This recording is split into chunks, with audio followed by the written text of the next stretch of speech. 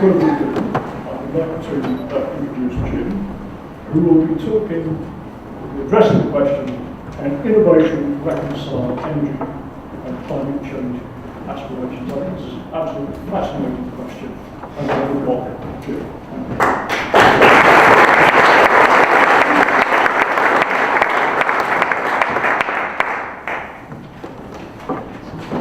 Okay, thanks very much for that, Paul. I was actually looking at the Twitter feeds before I came in. I read one very quickly, and I thought it said that somebody was exiting Jim Skea's innovation lecture. And I read it more quickly and said they were excited about Jim Skea's innovation lecture. So I'm flattered by that, and also no pressure. I want to do this.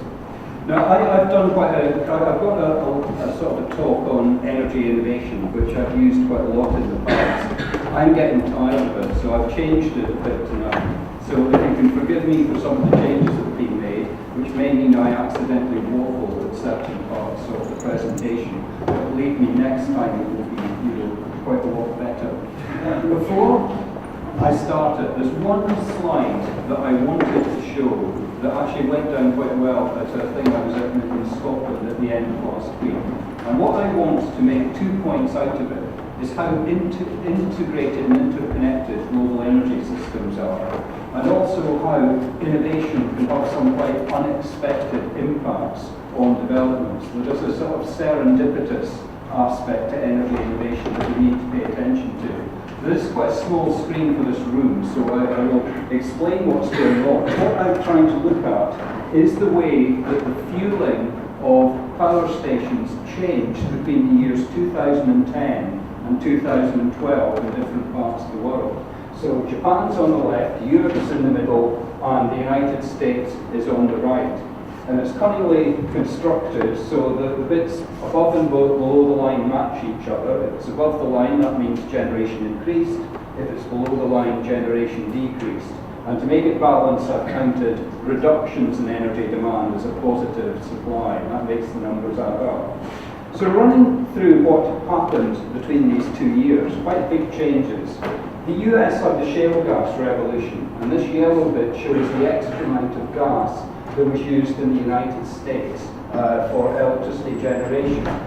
At the same time, the blue bit shows that they were increasing their renewable energy, and these two things, plus a bit of reduction in demand, drove coal out of the US system in a very large way in just these 2 years. And it resulted in a reduction in carbon dioxide emissions of about 200 million tonnes.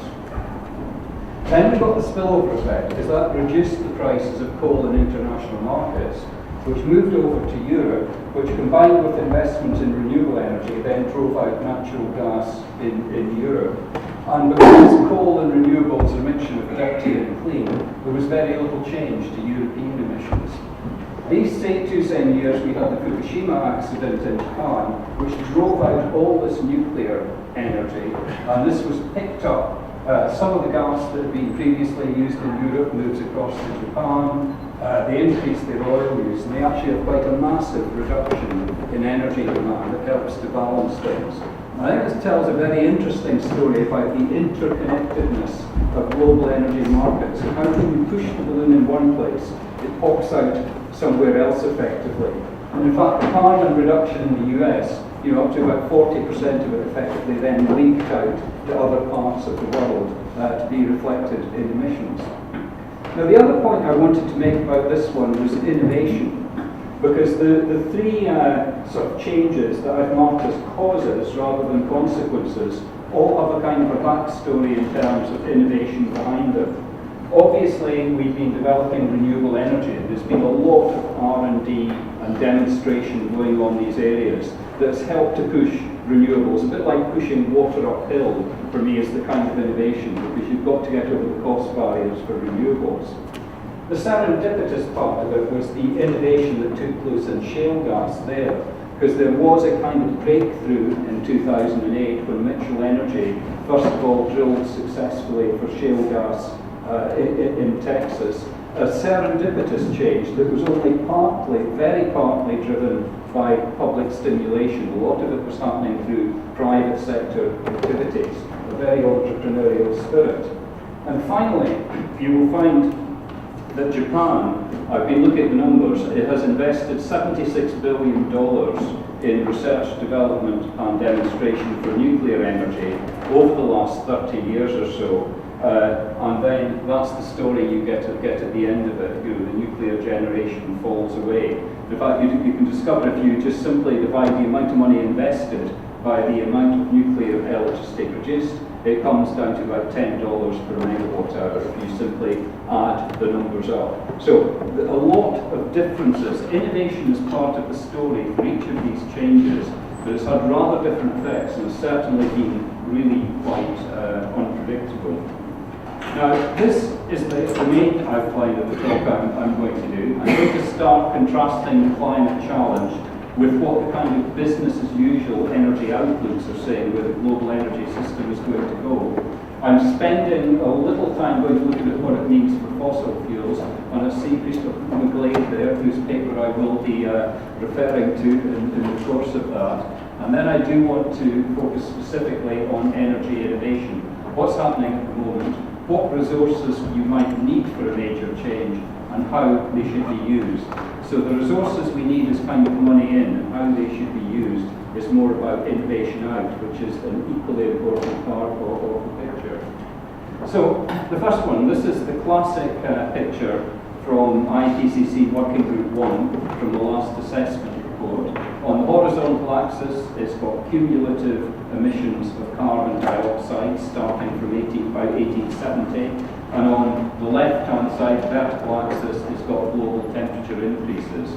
And this diagram is assembled from a mixture of the historical record and forward-looking climate models. And the story is that any one model generally produces something pretty much like a straight-line correlation, given the long-lived nature of carbon dioxide in the atmosphere. Individual models might differ in terms of the slope of the curve that you've got there, but effectively it's almost a straight line going out.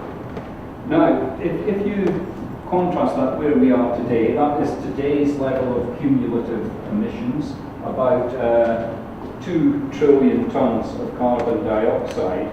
And this, taking account of the uncertainty, is the range of emissions that you would need, remaining emissions that you would need to have to get to the global climate convention target of 2 degrees.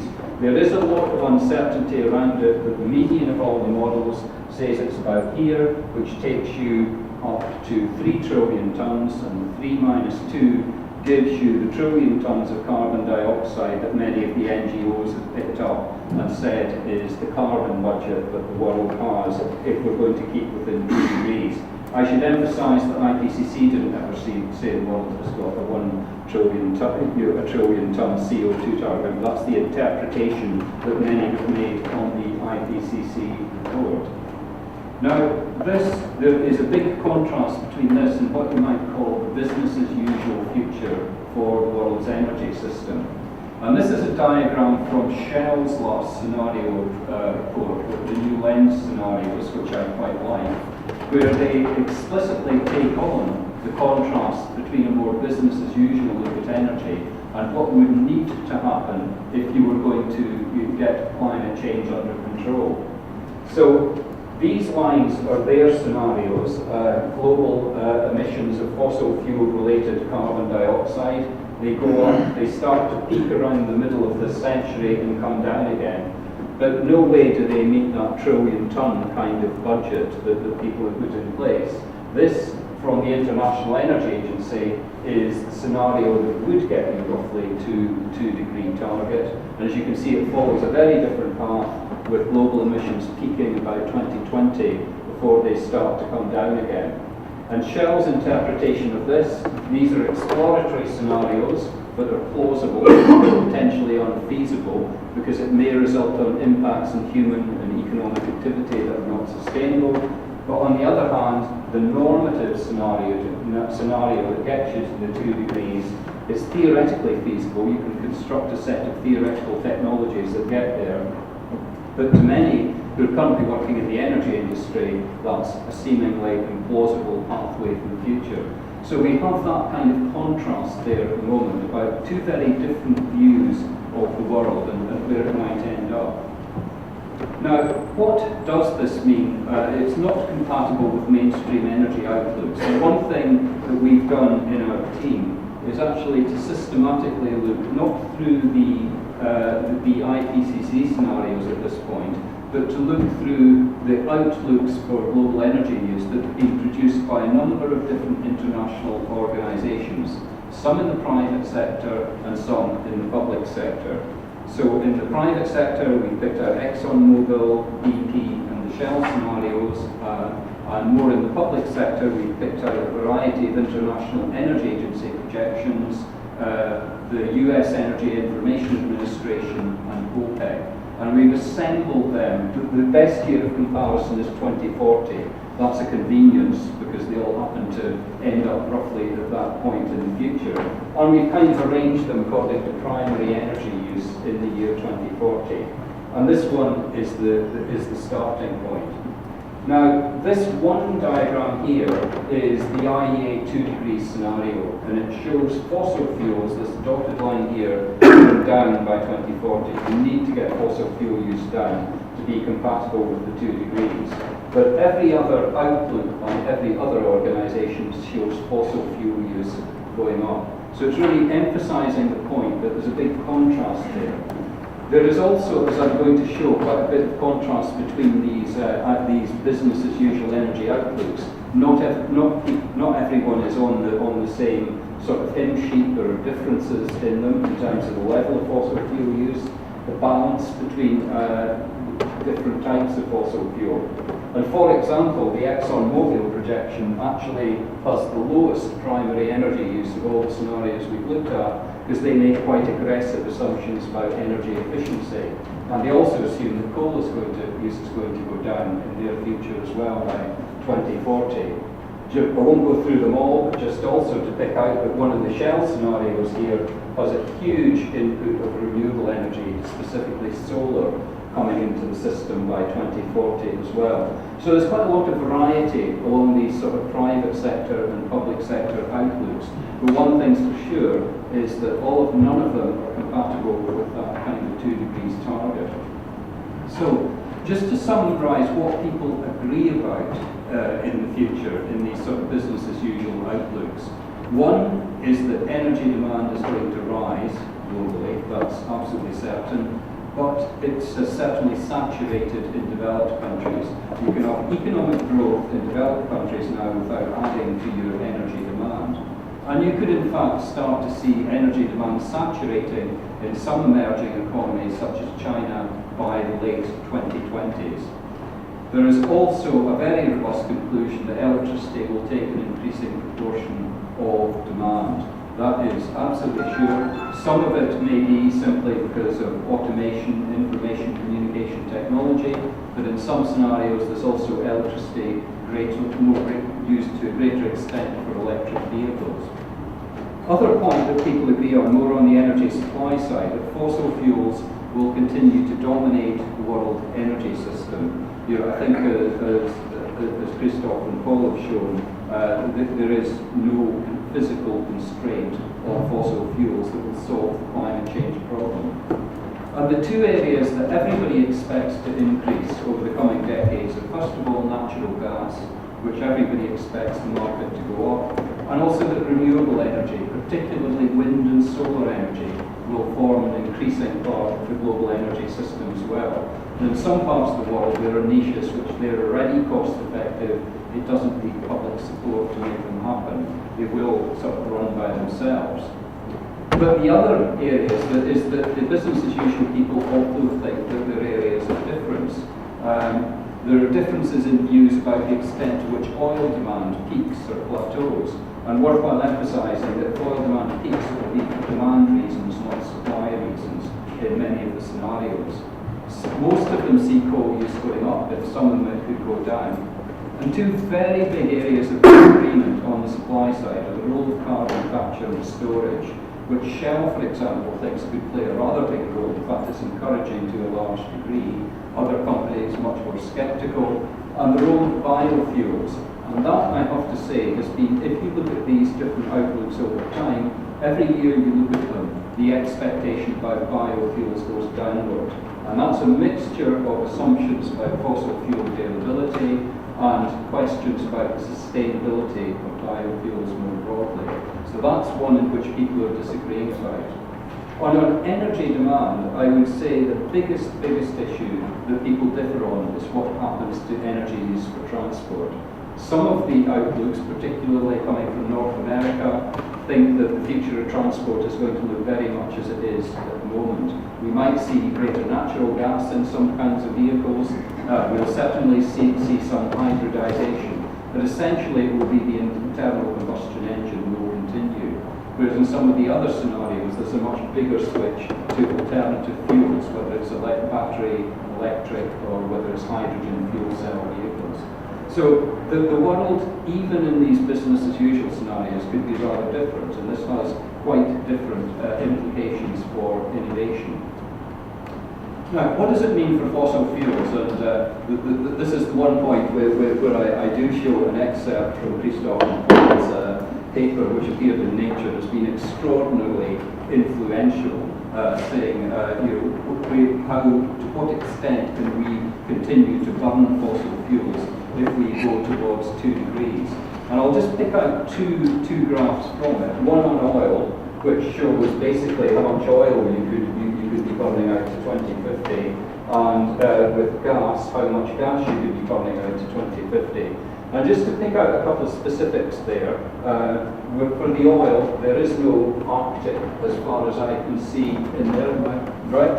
Yeah. But for gas, there will be an expansion of shale gas in the picture. So some new sources of fossil hydrocarbons will come through, especially on the gas side, but much more skepticism on the oil side. Worthwhile saying, what they did was very conveniently to compare their scenarios with the set in the IPCC database and show just where it sits. So their scenarios are very definitely within the range. Now, I've got a few slides I've put together myself on fossil fuel, also looking at the IPCC databases. And one of the problems that I have with these kind of diagrams which show ranges of uncertainty is you assume that they're underlain by a set of curves that are suddenly either higher or lower. Now, this is not the case, because you find a scenario that's in the first quartile in 2030, maybe in the third quartile by 2060, and there's a bit of a spaghetti diagram underlying these kinds of curves. So what I did was to go into the most recent version of the IPCC database, the so-called shared socioeconomic pathways, and pull out what kind of expectations you need to have to see roughly a 2-degree scenario, the famous representative concentration pathway 2.6, actually being met. So I'm going to flash these up very quickly to give you a sense of some of the uncertainties that are underlying this. So this, first of all, this is fossil fuel carbon dioxide across a range of scenarios and a range of models. And the big story is, of course, emissions go up for a bit, they come down, and they drop a lot. The interesting thing is that they actually drop below zero in many of the scenarios. In other words, we're expecting an energy system that sucks CO2 out of the atmosphere rather than puts CO2 in, if you're actually going to get to that 2 degrees in the second half of this century. So that is quite a radical difference. Now, you might expect there to be no difference in this, but I just want to emphasize this diagram is only fossil fuel CO2. And all of these models also cover agriculture, land use, and other kinds of emissions. So whatever they do for fossil fuel CO2 is being balanced by other things happening to land use, bioenergy, agriculture, etc., which is why you still get some variability, even for something as physical and basic as 2 degrees. If you then go to primary energy, this is the kind of diagram you get, a much wider spread, with some scenarios saying primary energy demand being the same at the end of the century, others saying almost a factor 2 to 3 increase in some of the scenarios. You switch it down to fossil fuels and you get an even bigger kind of spread.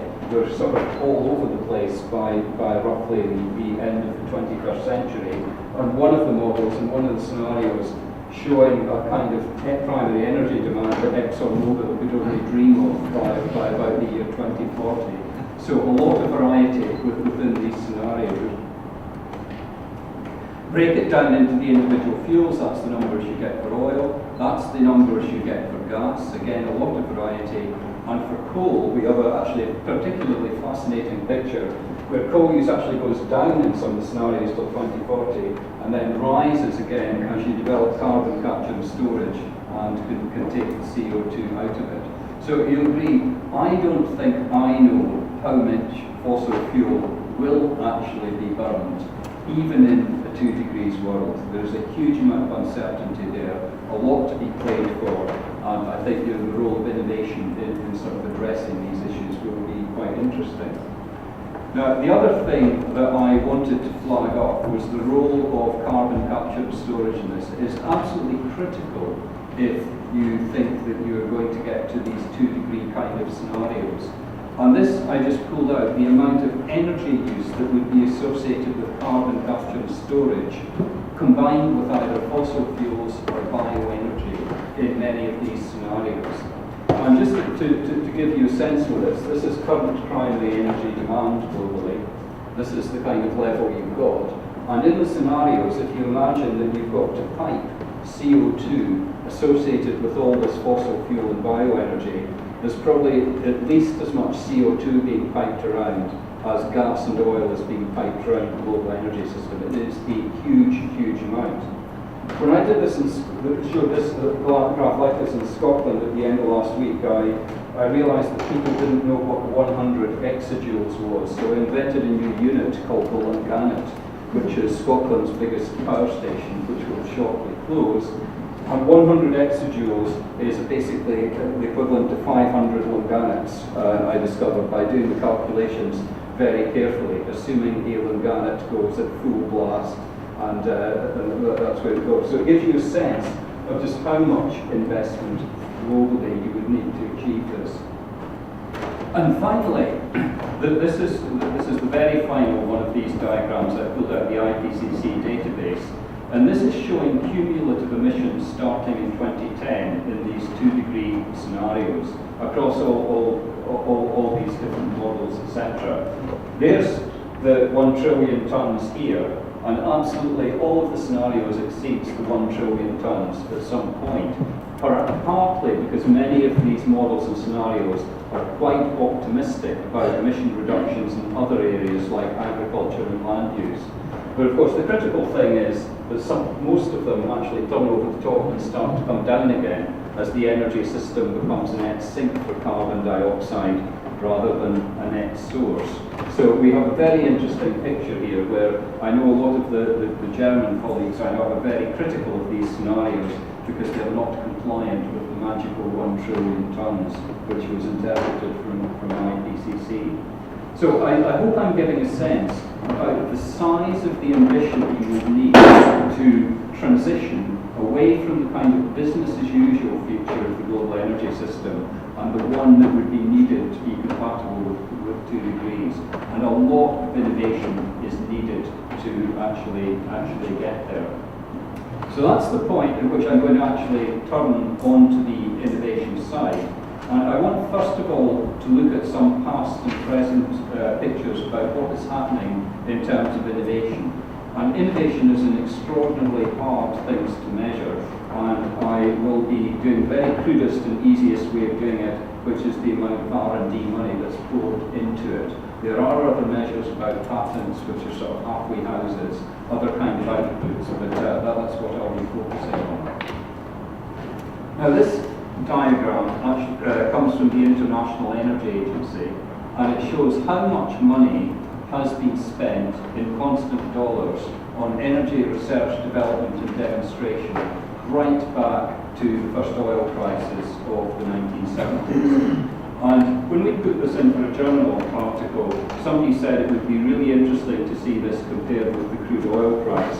So we stuck the crude oil price on it, and it is a fascinating correlation apart from one year, though I would hesitate to assume there's a direct causal link. I think there's a loose causal link between it, but it's perhaps not as precise as you would like to think. So, back in the 1970s, we were all worried about being too dependent on oil, and so there was a lot of investment, public investment in energy innovation that went not with the objective of reducing carbon dioxide emissions, but with the objective of reducing oil dependence. So there was a big peak, around $20 billion US a year equivalent in 2012 dollars, was put into public sector energy R&D at that point.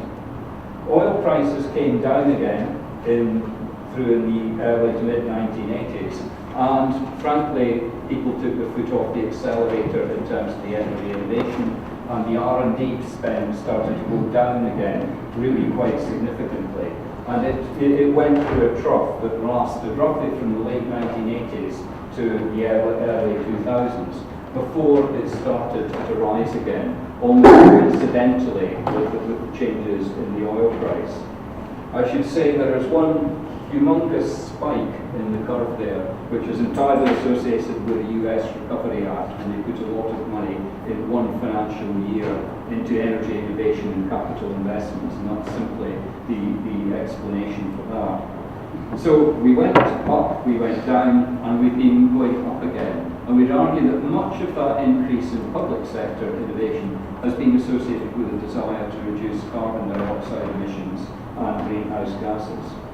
Now, the other thing that I want to flag up about this diagram is not just the volume of R&D spend, but what the focus is. What were we actually spending it on? And the message here, back in the 70s, a huge chunk of it was going into nuclear R&D, the purple bit of it there. There was also a spike in fossil fuel investment down there, and I should say much of that was aimed at getting us to burn more coal so that we burn less oil. That's actually how I got into energy. I was trying to figure out how to get the UK industry to burn more coal instead of oil, which does seem perverse in precisely the later part of my career, but you've all got to start somewhere.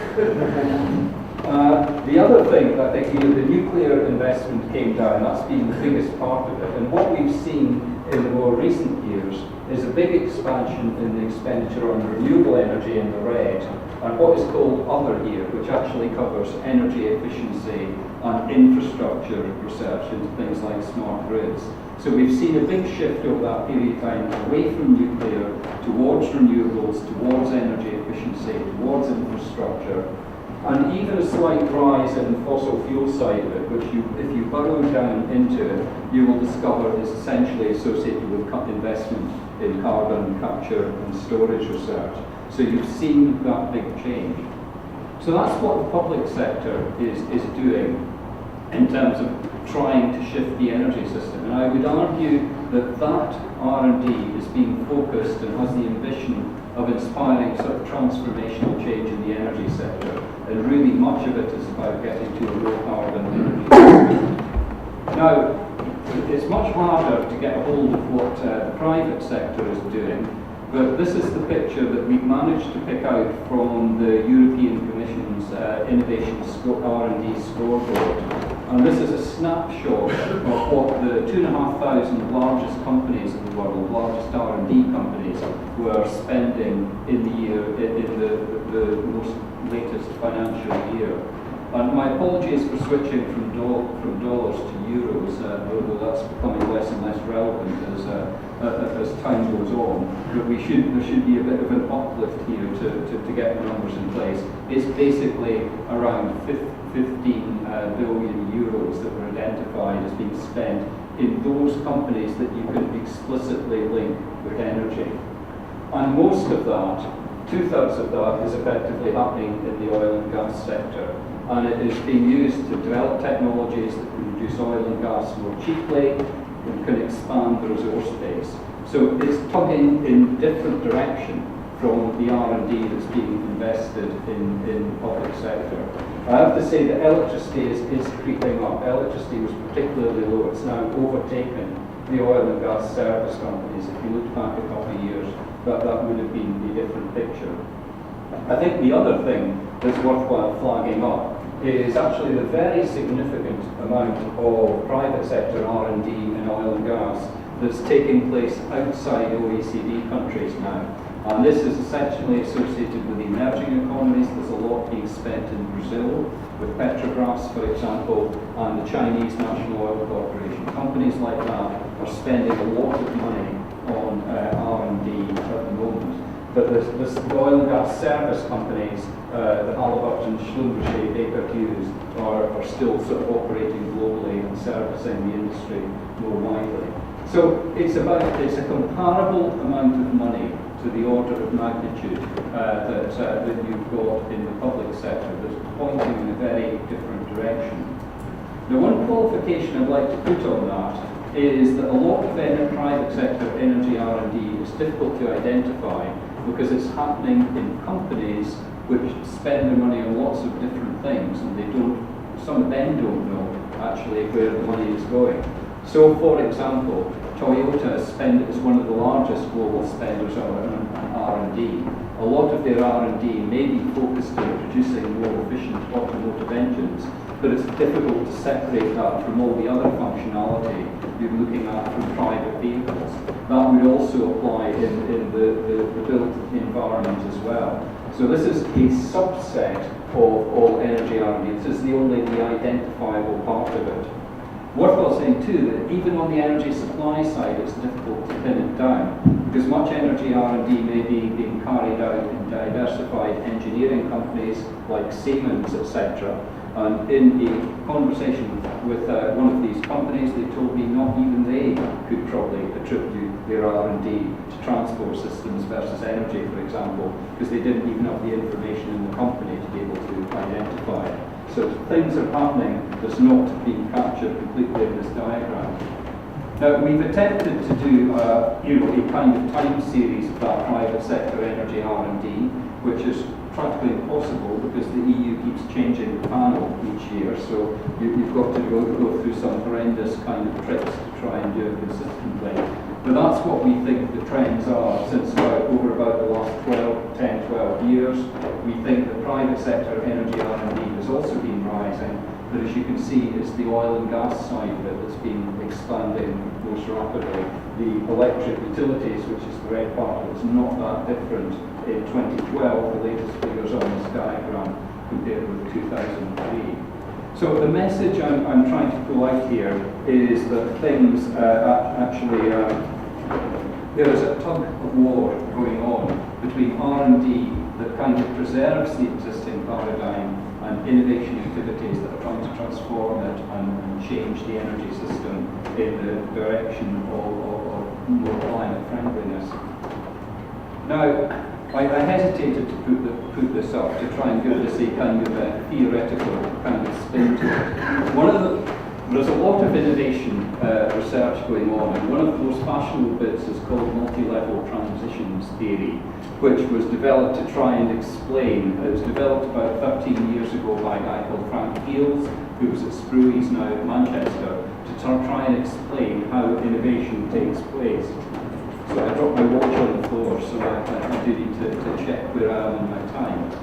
And what Frank was trying to do was to explain big things, like, for example, his thesis was on why sailing ships were replaced by steamships, and he was trying to explain these big transformational changes in technologies. And this is the kind of picture he produced to describe that. And it involves sort of people doing little experiments in little technological niches. And some of them work, and some of them don't work. So you get failed innovation as well. And if things work, they move up to the kind of the socio-technical level. That's more the regime. How, for example, you regulate a utility. And perhaps the outcome of moving from a sailing ship to a steamship was that you could have a regular timetable, which you couldn't really do with sailing ships in the past. So that changes the sort of mid-level. And by the time you've completely changed the landscape, you have changed the entire pattern of global commerce and trade. And that's the kind of idea that things go from technological niches up to through the mid-level to the top level and can transform society. And what many of the people in the multi-level transitions theory have been trying to do is apply this theoretical framework to the problem of a big transition from a fossil fuel energy system to one that's significantly shifted. Now, I'm going to be honest and say we have struggled to fit the low carbon story into this picture. And the reason that we're finding it hard to do it is that we mostly see in the world of public sector R&D is that things come from the top down, or you attempt to make them happen from the top down rather than trickling from the bottom up. You know, when people develop nuclear power, there's no way there's a little technological niche that some little entrepreneur got together and then somebody said that's a good idea. It happened from the top down. That's quite clear. And I think that story would apply to many other technologies. The interesting one is that we can actually tell Frank Keel's multi-level transitions theory for shale gas. It's a perfect framework for describing what actually went on when small to medium-sized companies experimented, were entrepreneurial, did interesting kind of things, and actually changed the picture. And the story of how Mitchell Energy, for example, pioneered shale gas in the US, you can tell entirely through this story of one company persisting at something. It came up and changed the infrastructure at the state level, and at the end of it, it sort of changed the US's entire energy balance. And I think this is the only technology that where we can actually use this sort of story or framework to tell it. And I think the reason that you can use this story to tell it is because there was comparatively little public sector involvement in the process. It was all private sector, kind of entrepreneurial activity that led to it. Now, one of the cases, we're actually doing a shale gas study as a part of the RCUK Energy Strategy Fellowship, and we've actually been trying to answer the question: did public policy make any difference in terms of sparking the shale gas revolution? And this has involved going back to many papers that were written in the days when people had WordStar or used typewriters instead of a modern word processor, which has been quite an interesting process. And one of the things that we're quite just saying, there was a big federal program on unconventional gas from the late 70s through to the very early 1990s. And it was inspired by the need to try to make the US more self-reliant and not necessarily import oil and gas from the outside. And that unconventional gas program spent about $220 million over its life, and about 90 million of these went into the so-called Eastern Gas Shales program, which is the green bit of the expenditure down there. And the reason it went down is that Ronald Reagan was elected on a mandate to reduce federal spending and R&D. That's why it actually disappeared.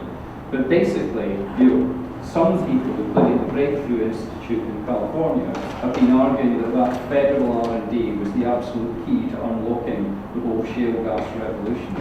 I myself am a little sceptical about it because I think there was a lot of prior innovation that enabled the revolution to take place, and I think probably some of the companies would have persisted and got there anyway without federal support. But Mitchell Energy did the breakthrough, got money from the Eastern Gas Shales program in the late 1970s. They also got money through another scheme called the Gas Research Institute, but they didn't actually make their breakthrough until about 5 or 6 years after all the funding was turned off, which I think is interesting. They persisted, and it's documented that they turned down federal funding at various points because it would have revealed information to competitors about their technological and geological knowledge that they didn't want to release. So some very interesting issues there about the interaction between public policy support and private activities. This is from an even older paper. You can see from the Courier font and the obvious flaws in the typewriter used to produce this. But what this one did was to look at another kind of federal support for shale gas, which was a production tax credit that gave money to people who actually managed to produce it. And what it picked up was that, during the short period from the mid-80s to the early 1990s, roughly 5, 6, 7 billion US dollars went into supporting unconventional gas through a mechanism which was not unlike a feed-in tariff to support gas production. So there definitely was some kind of federal role that managed to get this going. And one of the points that I wanted to pick up on this, there is a big debate running at the moment that if we spend too much money on deployment of new technologies like renewables, that it would be far more productively put into research and development and earlier stage stuff. And this is one example of a case study where I think we found unambiguously, and there's actually a pattern across a range of different technologies, that the expenditure on deployment usually tends to be about 20 times as much as the expenditure on R&D for technologies that have successfully made it to the market.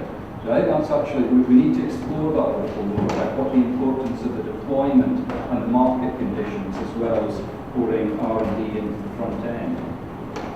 Now, I just wanted you to do a little bit of a contrast with this and look at support in Europe, and I'm going to do it for wind and ocean energy, actually comparing the UK and Denmark.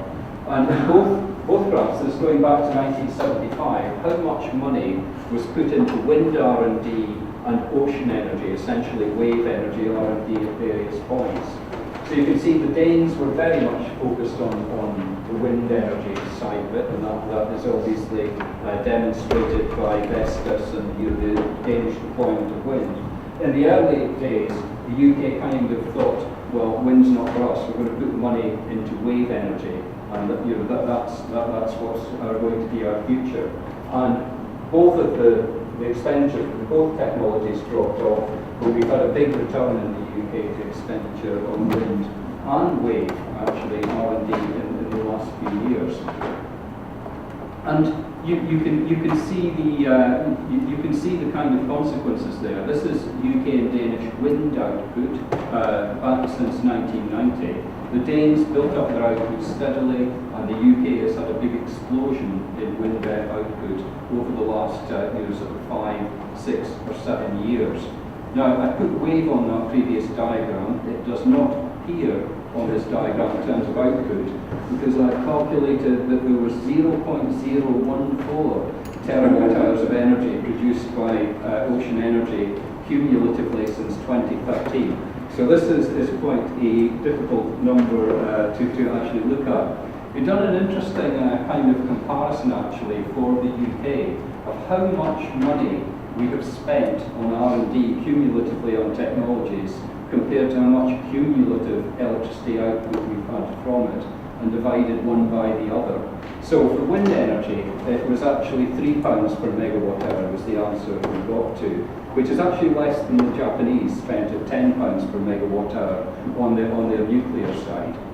For solar energy in the UK, it was £57 per megawatt hour we have spent on R&D compared with the output we got out. Now, I think we could have a guessing game about how much we've spent on wave energy compared to how much output we got out. The answer is £13,000 per megawatt hour. A real bargain. Now that is a story, I think, of what we might do in terms of R&D prioritisation. Now, the last section, and I will keep with the time. It is my belief that we do need to spend more money on energy R&D, but that is a necessary condition and not a sufficient condition. We need to spend the money in intelligent ways as well as just getting money out the door. And earlier this week, Dave King, Nick Stern, Dave Turner, John Brown, Richard Laird, Gus O'Donnell signed themselves up to this sort of report, advocating a major programme for an R&D to combat climate change, which they call the Global Apollo Programme, hence the astronaut in the top right-hand corner.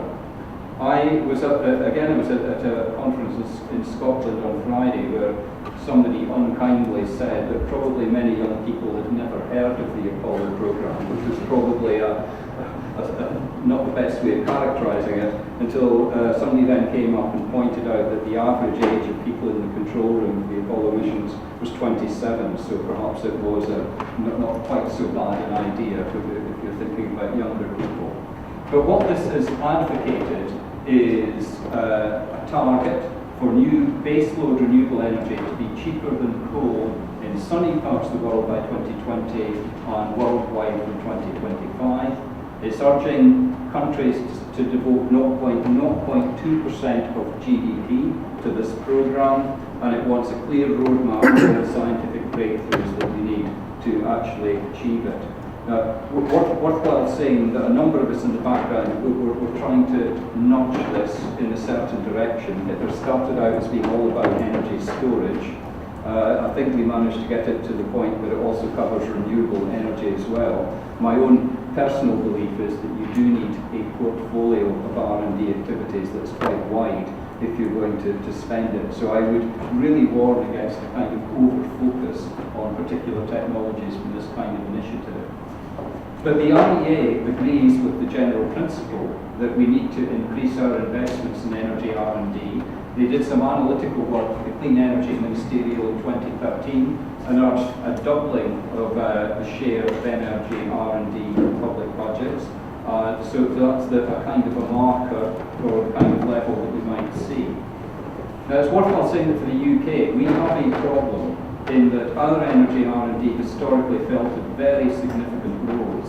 You'll remember I showed the diagram with energy R&D in the whole of the IEA, going back that sort of dip from the 1970s back to the 2000s. The UK picture, you can take the same diagram, you just chop the whole thing down the vertical axis so that you fall towards zero in that period in the 1990s. We have seen a big increase again in the UK, but we are still low historically compared to our spend back in the 1970s. The UK is also spending low relative to our peers. This compares all of the different International Energy Agency countries in terms of the percentage of GDP devoted to energy R&D.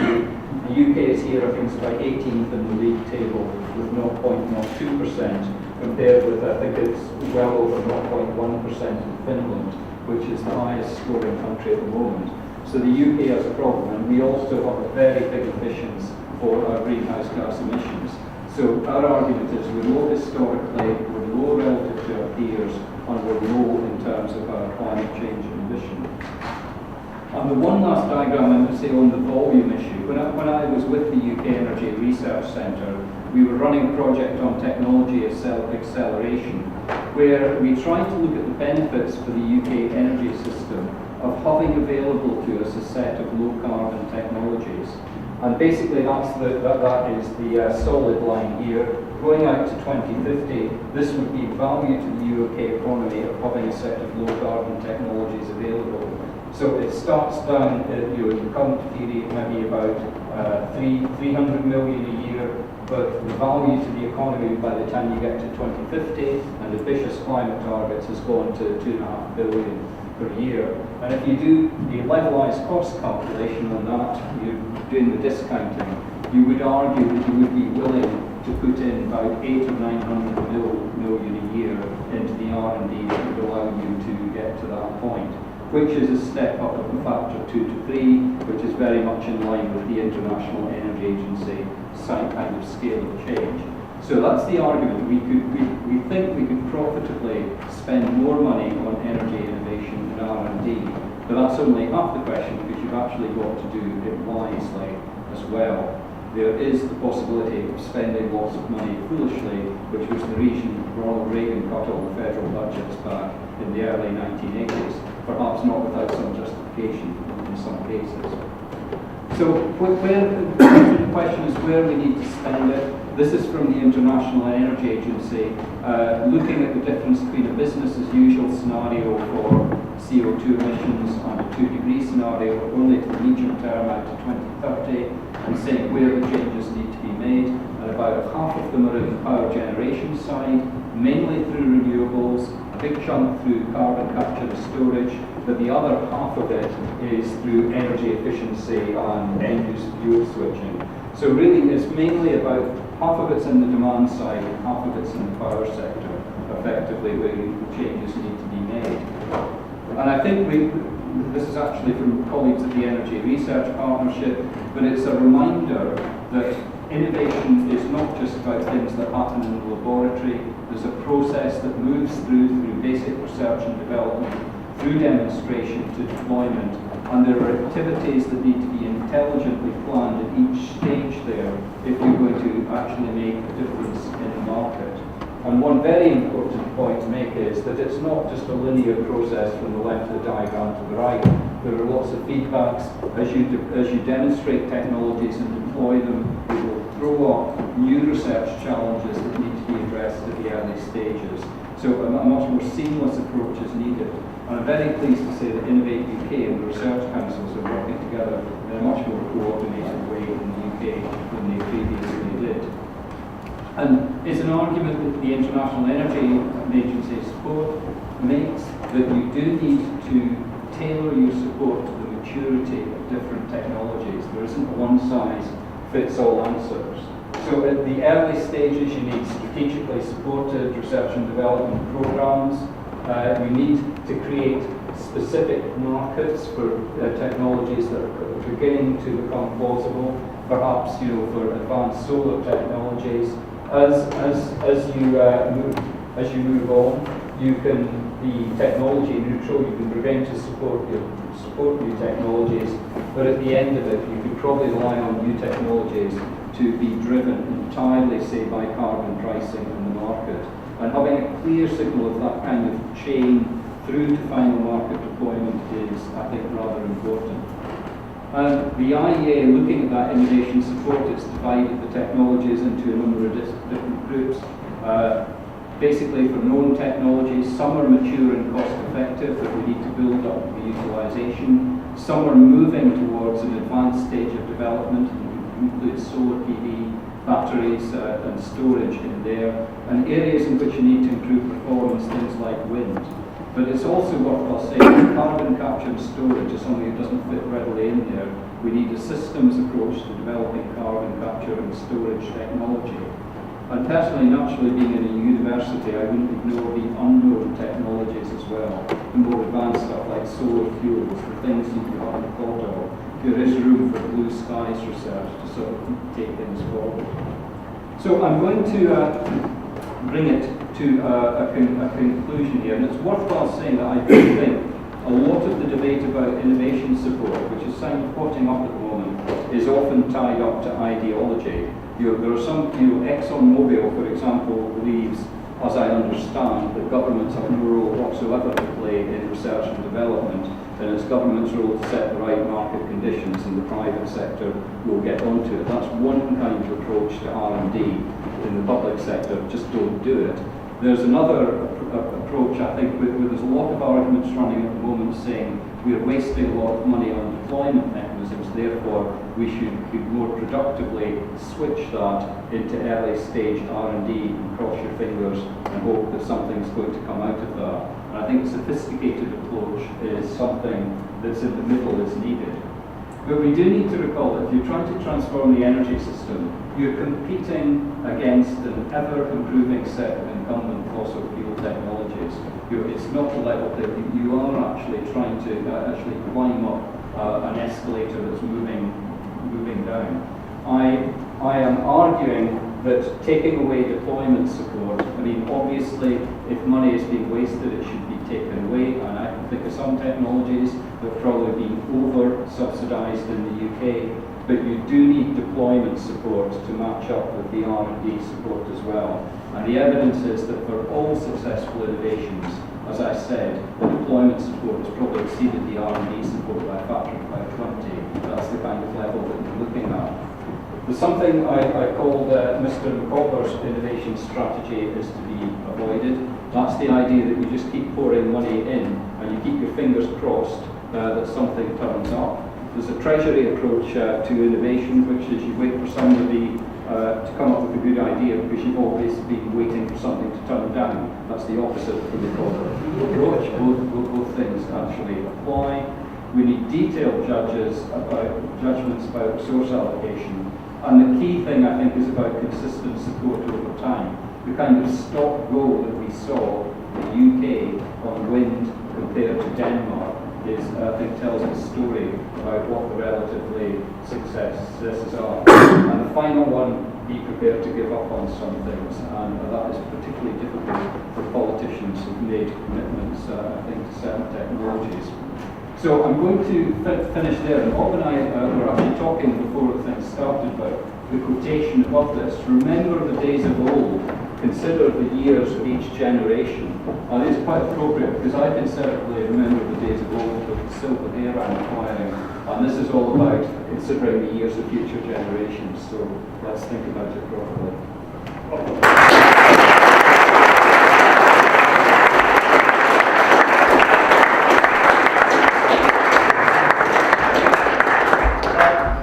Jim, if you and the audience wouldn't mind a brief reflection, I remember being at a British Wind Energy Association meeting about 1980, where the then Department of Energy was told that if it didn't match the investment that was taking place then in Denmark in wind, it wouldn't have a wind industry. And we, I think, but that's enough from me. Jim. Yeah. So, do we have questions for the speaker? If you could tell us your name, just to also bear in mind that we are recording this session, hopefully to podcast at some sort in the future. So, over to you. Thank you very much.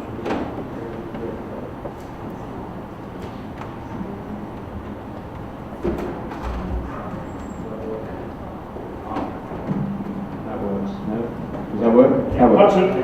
Right, thank you very much. My name is Hugh Parnell. I'm from Cambridge Cleantech, which is a cluster organisation for people doing innovation, amongst others, in the energy space. And Jim, I'm going to remind you of an event that you and I were both at, I think in a hotel not far from here, where the question was posed to the audience the first time around, does the audience think that technology can solve climate change? To which everybody first of all said, yes. And then very second, the question was, do we think we're going to get to our climate change targets? To which 85% of the audience said, no. I just wonder whether you wanted, in the light of everything you just said, to reflect upon those considerations and whether we are in fact moving further away from climate change aspirations since that date, which I think was probably about 5 years ago, maybe longer. Yeah, this is a very interesting time to look at these things because, I mean, 6 months ahead of the Paris conference, I'm actually quite optimistic that we will move in the right direction from that. This is not to say that we will hit any specific climate targets, but I think pieces are actually beginning to come together. Looking at the commitments that countries have started to make in the run to Paris, they emphatically do not add up to 2 degrees. That's undoubtedly the case. The question will be about what you can do, from Paris onwards, about increasing the ambition. But I think one point to make, because of this very cumulative nature of carbon dioxide emissions, you can't keep putting it off. Otherwise, you absolutely lose the window. So the idea that you can do it gradually, you'll sort it by 2050. Sorry, if you haven't sorted it by 2030, I think the 2 degrees has definitely, absolutely gone. I mean, it's a very interesting question about targets because on the Committee on Climate Change, I'm sort of the it person for Scotland because I've got the right accent. And I was just watching, before I came out here, watching the Scottish Environment, Climate Change and Land Reform Minister, sorry, I shouldn't say spinning, Scotland's 4th successive failure to hit its climate targets. And I think there are some very interesting issues about the role of targets and how they motivate action. Even if they're not met, they can still serve a useful function, I think, in moving you the right direction and you're getting you moving. Because if the global temperature increases 2.01 degrees, that's not the end of the world compared with 1.99. There is a gradual impact. Paul, do you want to say something? Yes, I have a question. Paul Egan's from UCL. You will have picked up that the G7 summit has come out with a statement that by 2100 we should have got to 0 carbon emissions. I was fascinated by your slide that showed all those different scenarios. The one thing that those slides had in common was that they all got to 0 carbon emissions by 2100, which shows the importance of the cumulative carbon emissions rather than the 2100 number. This issue, and yet the press routinely reported this 2100 announcement was somehow significant in terms of the 2-degree target. I'm fascinated by the communication of this stuff and how difficult it is to get it across. What do you think the G7 communique should have said in order to show real commitment to keep to the 2 degrees? Right. If I can go back to the answer to the last question about targets not necessarily being achieved but inspiring action, I think given where we are at the moment, actually putting a target out that says we will eliminate fossil fuels by 2100, I don't think that will happen, but I think it helps to push things in the right direction, and it plays into a lot of other debates about fossil fuel divestment. So I'm not necessarily of the view that the best thing to put into a complicated public policy debate is a strictly scientifically, rationally constructed argument. I'm not unhappy with what that said. I don't necessarily believe it, but I think it nudges you in the right direction. That didn't answer the question for you, Paul, did it? Good enough. Yes, please. If you can remember to say you want to. And one more. A question about decarbonisation of heat, and what would your research priorities be? Then part I had in mind, because of the seasonality of the heat load, you've got a very capital-intensive chain running at relatively low load factor. There's a reference on that IEA chart to coal plant heat pumps, for example. I just would like to get your take on priorities there, in particular for reducing the cost given seasonality. Yeah. I mean, renewable heat is absolutely necessary, and it's one of the weakest areas in terms of policy terms. We're just not moving on at all. And most of the investment in the UK so far has been in basically biomass boilers, which is fairly standard technology in rural areas. I mean, I think the heat pump question is really interesting, because I think in the early days, go back to 2008 and 2009, we were probably quite naive about the expectations. You could just switch the heating system over to heat pumps. And I think there are big challenges around consumer acceptability. Even the phrase heat pump, sends people off in the wrong direction, essentially. One of the interesting things, again, we've been doing work on heat pumps, looking at the Scandinavian conditions, as part of our study. It's very interesting that even in Scandinavia, people are using their heat pumps in reversible mode for air conditioning in summer. And for me, that would be probably the way in if you were actually going to sell that to customers. You would sacrifice the energy you use for air conditioning in summer to get the benefit from having electrically vector technology in winter. But the other issue raised is the integration into the energy system, which is absolutely critical, because if you don't manage it intelligently, you will get very high kind of loads. So I think the question of smart grid and how you manage it, the kind of algorithms you use for actually getting heat pumps turning them on and off, is going to be absolutely critical. I think it's also a great shame that we're taking heat storage out of our dwellings at a rapid rate as we invest in condensing boilers, because I know when I put a condensing boiler in, that the first thing the man wanted to do was take the heat storage out, which would have been several kilowatt hours worth of heat storage capacity that would have been jolly useful for the future, that nobody is ever going to want to put back in again, because you won't be able to store your carols. That's the way. So being consumer sensitive and thinking about these integration issues, I think, is critical. Could I just say, Jim, that it is possible to get non-conflict condensing boilers, which would enable you to capture what you store. I'll take the chap on the end here, and I'll work along for a run. So, Eric Lewis from the National Audit Office. I was impressed by what you were saying about the need for more R&D in particularly climate.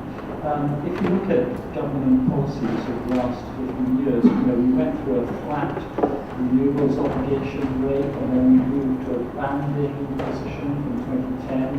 We're now in a kind of banded position for CFP, so we'll be budgetary constrained. But with an aspiration to move to auction across all technologies. in the early 2020s. So, my question really is twofold. One is, do you think the government has got a coherent picture of what it wants on this? And do you think, as a secondary question, the framework for deciding those, making those decisions is adequately objective, and what would you like to see different? Yeah, I mean, you're sitting beside a gentleman who spent the previous part of his career arguing strongly against elements of the electricity market reform, so I'm very much conscious of that. No, I mean, government has moved quite a lot, and there were points during the electricity market reform where some people argued that we're heading for a train wreck, and so there's a big risk in it. We should have stuck with the system we had. And it is very interesting the number of people who are rushing now to get projects in under the renewables obligation, because the cost of capital is lower, when the original argument for moving to the feed-in tariffs was that that would reduce the cost of capital. Instead, we appear to have almost the reverse at the moment from the way the options and the levy control framework is working. However, even if you do the wrong things, I think it's sometimes better to stick with it.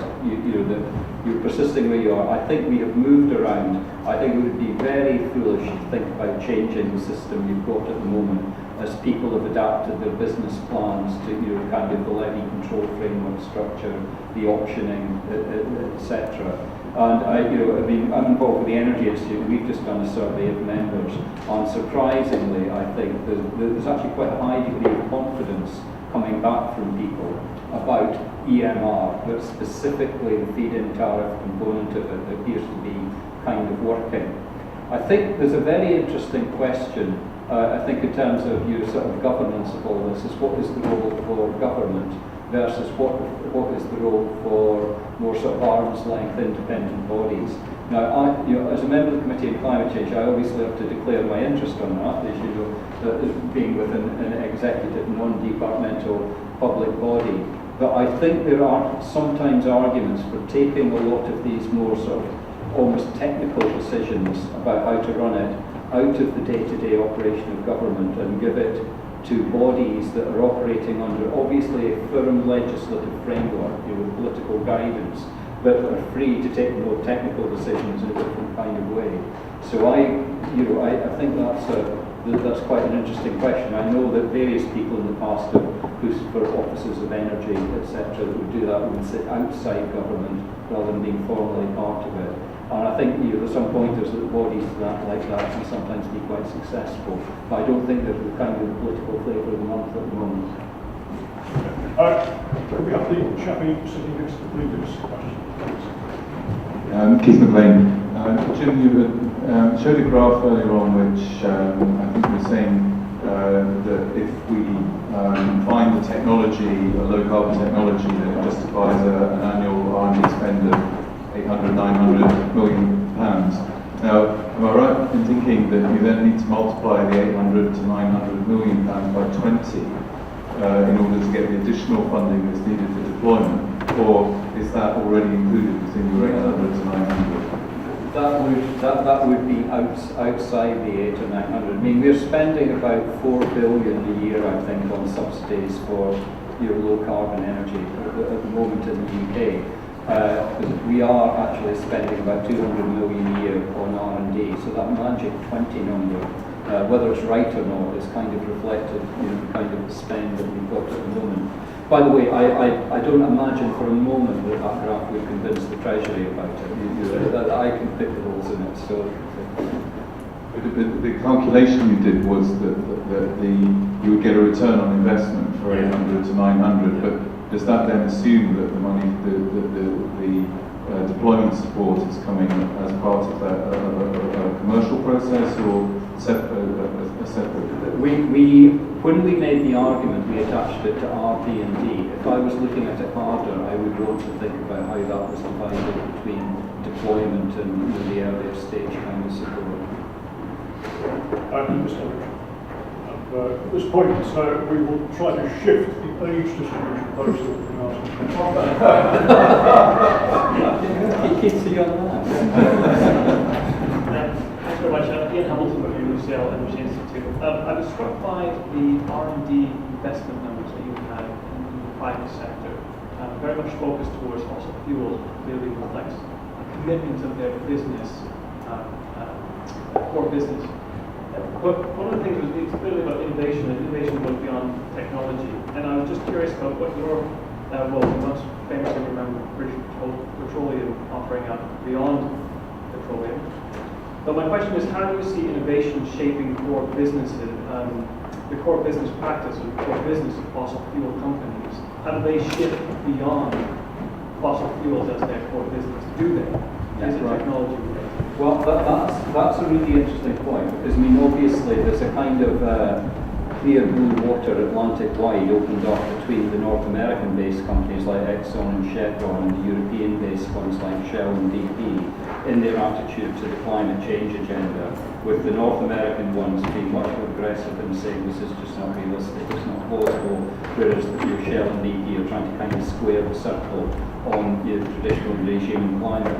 I was at a very interesting talk, which was on the record. It was at the Carbon Trust dinner, where Sir Martin Moody Stewart was giving the talk. And one of the specific questions he was asked, which I think Damien Carrington reported in the Guardian, was whether the oil and gas companies could change.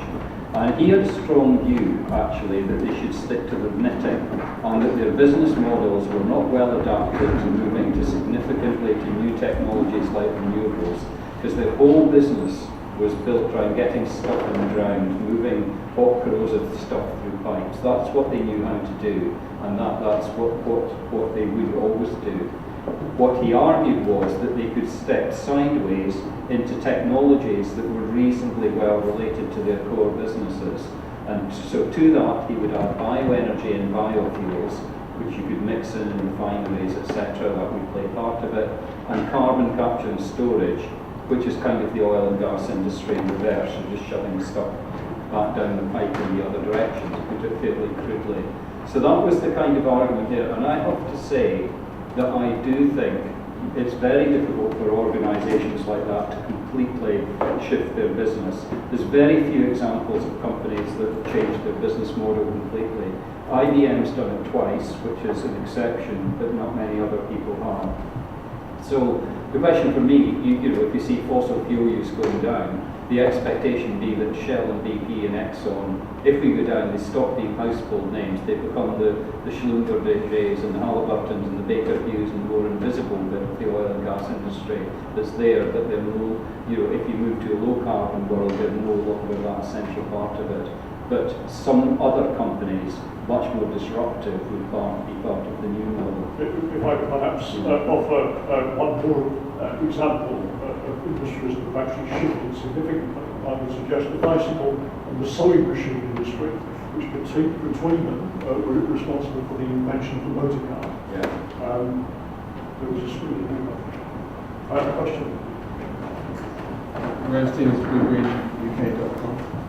Do you have a figure for a comparative benefit for the government to actually research into policy and strategy, as opposed to basic R&D? The answer is no. I mean, my colleagues at the UKERC Research Centre, which I was once strongly associated with, love to see there's a big value in it. I think that's a really impossible thing to compute. I don't know the answer. You seem to be beginning with the UK Danish. Yeah, but I thought you were asking about policy research. Yeah.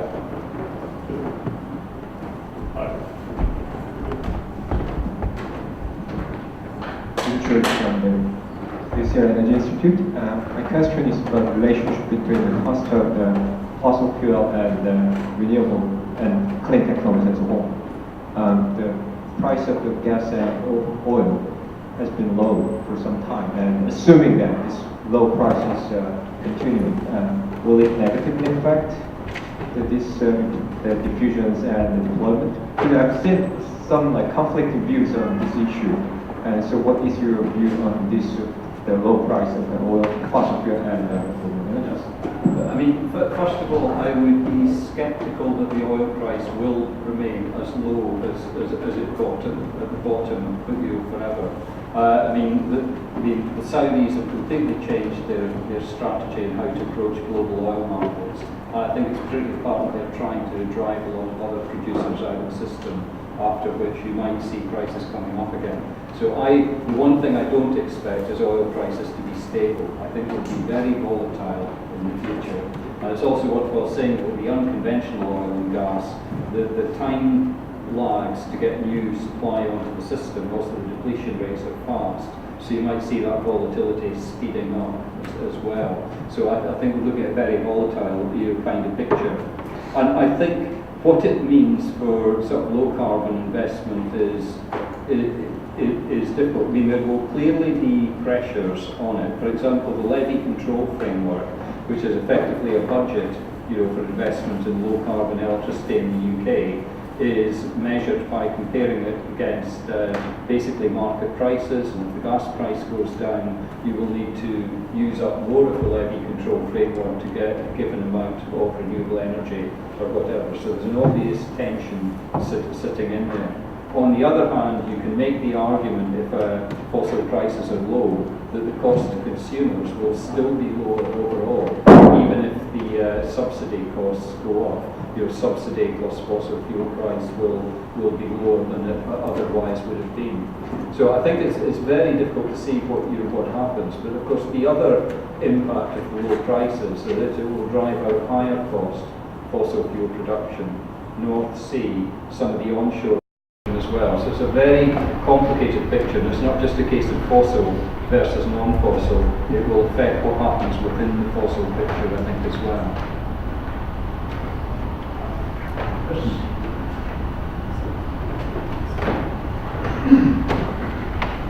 Mark Hyde from the Energy Institute. We seem to have a lot to do to get CCS off the ground, and one of the suggestions to add value to it is to use it with advanced oil recovery to make it more economically feasible. Given the need to reduce reliance on fossil fuels, do you think this is a good route to go down? Yeah, I mean, whether we wanted to or not, I mean, there's a lot of CCS projects kicking off in the Gulf at the moment, and undoubtedly the factor that will get them going is that they can be used for enhanced oil recovery as well. It's part of the economics that will make them dry. I mean, I'm interested to hear Christoph's views on it, but I don't think some of the graphs that came out of that kind of paper are inconsistent with actually getting oil, extra oil out from enhanced oil recovery. There may be a limit on the amount of fossil fuel that you can burn or extract, but I don't think that means that you can indiscriminately say that all forms of new development should be ruled out. It still makes economic sense if it's cheap to take the cheapest stuff first before you get the more expensive stuff. And for that reason, I don't think there's any automatic rule that says enhanced oil recovery is the wrong thing. I mean, I can do all sorts of arithmetic and say, well, if you do the CCS, you'll get that amount of oil, and if you extra oil, if you assume that all that oil is additional, of course it's going to be terrible. I don't actually think all of that oil will be additional. That's the key difference. Christoph, do you want to respond to that? Okay, excellent. Thank you. John. Hi Jim, John Barrett, University of Leeds. I'm interested to see how political you're willing to be here, Jim, and wondering what your level of confidence is that the Conservatives could deliver the innovation and investment that you've detailed here under sort of the ideology of a small government, and also whether you think Labour would have been any different. Is anybody going to turn the camera off? I think it's the microphone we need to get. No, there's a lot of No, I mean, I will avoid the most egregious forms of political controversy on this. I mean, it is going to be hard to do it against the current environment, against the major potential public sector spending cuts, which all parties would have carried out. Maybe some would have done it to different degrees. And I think the question is what actually goes missing is interesting. I still think the most cost-effective way of using public subsidy is around energy efficiency, which brings all sorts of benefits: environmental, fuel poverty. It's good for the economics of the country. That's where I would probably be holding on to things. But clearly we are going to have tough times. And again, the other trick will be not so much what you actually spend with the public purse, it will be what private sector investment we could leverage by designing policies properly. I've completely avoided your question here, John, but you expected it. Yeah.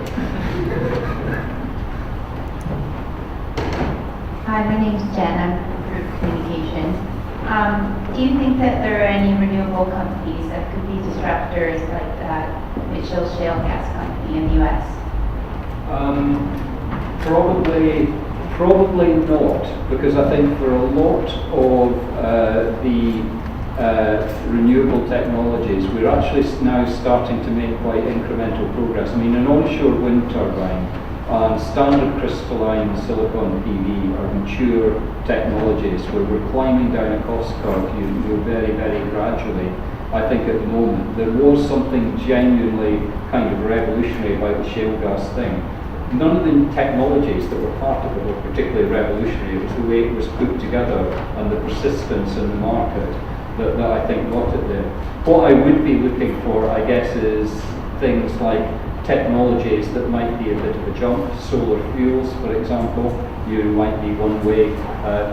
You could talk about battery storage, but again, we've made a lot of progress with lithium-ion, and Tesla is already offering a lot of stuff on the market. And my other area where I think something slightly more revolutionary might happen would be sort of more advanced PV technologies, quantum dot, organic, etc. If we're going to make any significant advances, that's where they are. But I think they will come onto the market quite gradually, because the nature of energy is that we're not discovering any new uses for it. The only thing we can do is do it more cleanly and more cheaply, and that tends to suggest a more incremental process, because we're looking at many really quite mature technologies. Right. Now, we've arrived at 7 o'clock. Is it the theme of the meeting that we should carry on for 2 or 3 more questions? Clearly, yes. at least Tristan thinks so. So, David, do you want to take David first? And apologies that I don't know everybody's name here, but I know some. David, come to you. UCL-Energy Institute. Doing another slightly political one. What would you see as the implications for, I suppose, energy policy that I would respect if the vote of the UK to leave the European Union went ahead? I'm just mindful of the amount of European policy that drives what we do in the UK. Well, I think that this is incredibly. I don't know if you remember during the Scottish independence, your sort of referendum, how many complicated calculations were going on about the implications of Scotland going in sort of their own way for R&D spend. Since, particularly, for example, the Scots wanted to keep the UK in the Research Council since they did so well out of it, for example, in spite of independence. And all of these kind of issues are going to back. If the UK came out of the EU, there's the obvious question. You don't need to be in the EU to participate in framework programs. Norway does. Israel, I think, is in there.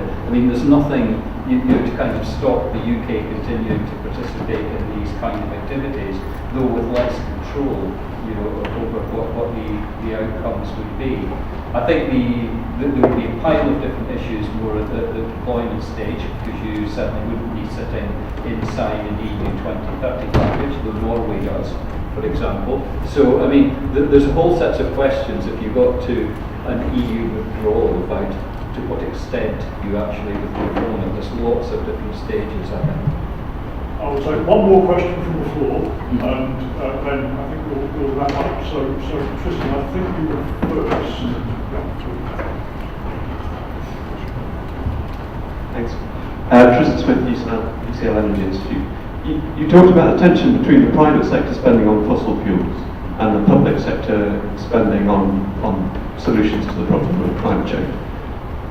And I think you quoted the IA that said we might need to double the spending on the sort of solutions. But you also showed the private sector curve going upwards. So I wondered what the assumptions that were behind either the IA or your own thoughts on what the private sector will now do about spending on fossil fuel cost reduction technology, and whether, if that was to either stay the same or even go down, how much less the public sector side would need to be because it's potential. Yeah, I mean, the IEA numbers, I mean, and I think they would probably admit that there was a lot of sort of wet finger in the air about, that kind of estimate, was taken by starting with that 2 degree scenario. How much CCS do you need to deploy, much new renewable technology, and then you sort of work backwards towards R&D spend, and that's how they did it. And there were a lot of heroic assumptions, I think, made in getting to that number. And the message is it needs to be more than it is now. I mean, that's what I would essentially take out of it. I don't think there was any factoring in of what the private sector are actually doing. Because you can make, I mean, the key thing for testing low carbon technologies is what are the price of fossil fuels, and I don't think you can make much of a direct correlation between the R&D spend of the private companies and what fossil fuels actually fetch in the market, because it's such a flow, an imperfect market. It would be very difficult to make these to make these kind of connections. It's absolutely certain that the price of oil is not set in a perfectly functioning market as an economist would define it. So I don't think people have really thought that one through. I think what is certain is that at the margin, if you're looking for new resources in the Arctic, unconventional, then the R&D is being directed to getting the cost of getting that out of the ground down. That is probably likely to be in areas which are well above the marginal cost of getting things out in the Middle East from conventional oil. Okay, well, I'd like to bring the proceedings to a close. First of all, I'd like to thank our speaker for an absolutely